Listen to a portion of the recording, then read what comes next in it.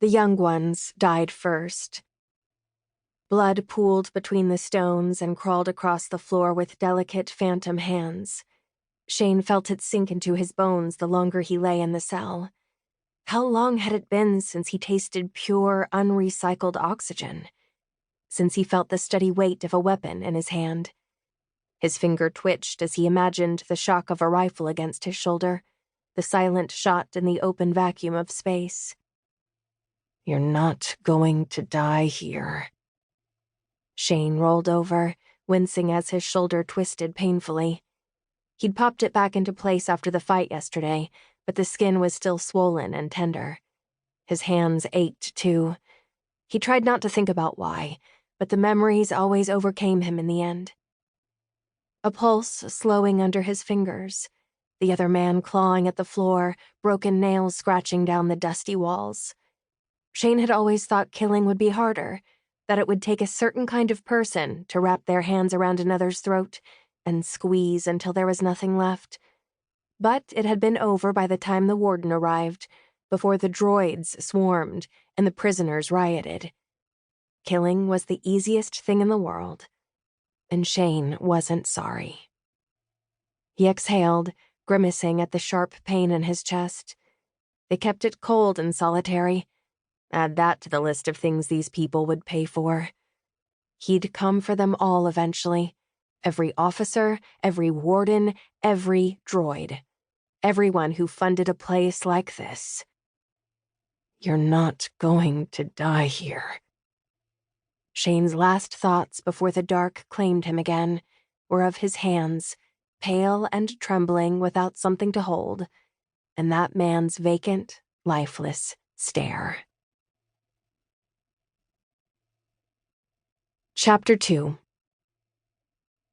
3 months of planning, and Ava had still managed to underestimate the cold.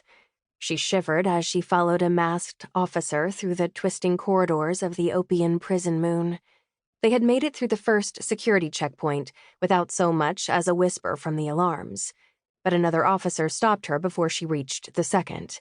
He yanked her into a corner between a damp, icy wall and a security droid, and Ava had to remind herself that this was normal, as his hands closed around her waist. This was chess. This level of security was expected. Still, she had to force herself not to flinch, to focus on the camera embedded in the droid's flat metal face, and instead think about all the ways she could take this officer apart while his hands skimmed up her legs. He got as far as her left thigh before finding the protein bar tucked in her stocking. His face twisted into a mocking grin. "Not allowed." Ava tried to snatch it back, but the officer shoved it into his own pocket before giving her a pat on the back that lingered a bit too long between her shoulder blades and pushing her through the second checkpoint. The officer in front of her now wore a thick padded jacket and boots in addition to a mask across the bottom half of his face. Ava had to clench her jaw to keep her teeth from chattering as they walked. What do the prisoners wear? How many freeze to death alone in these cells? She tried not to think about what 3 months in a place like this might have done to Shane. The frigid climate on their home planet, Nakara, meant she wasn't usually cold, but Ava didn't think this chill was entirely due to temperature. The officers tried to block her view of the cells as they walked, one after the other in a shifting wall of black fabric and polished weapons, but it wasn't necessary. Ava had stopped looking after she saw a girl slumped against the rough stones, eyes half open as her fingers twitched in time to their footsteps. "Are you a friend of his?" The officer's question was too loud. Ava tensed as he looked over his shoulder, lowering her gaze to the floor. Yes. What she could see of the man's face relaxed, and satisfaction heated her bones. This was why Shane had hired her, after all.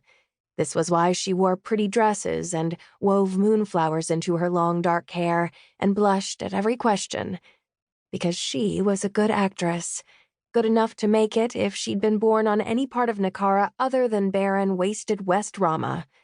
Because she was harmless.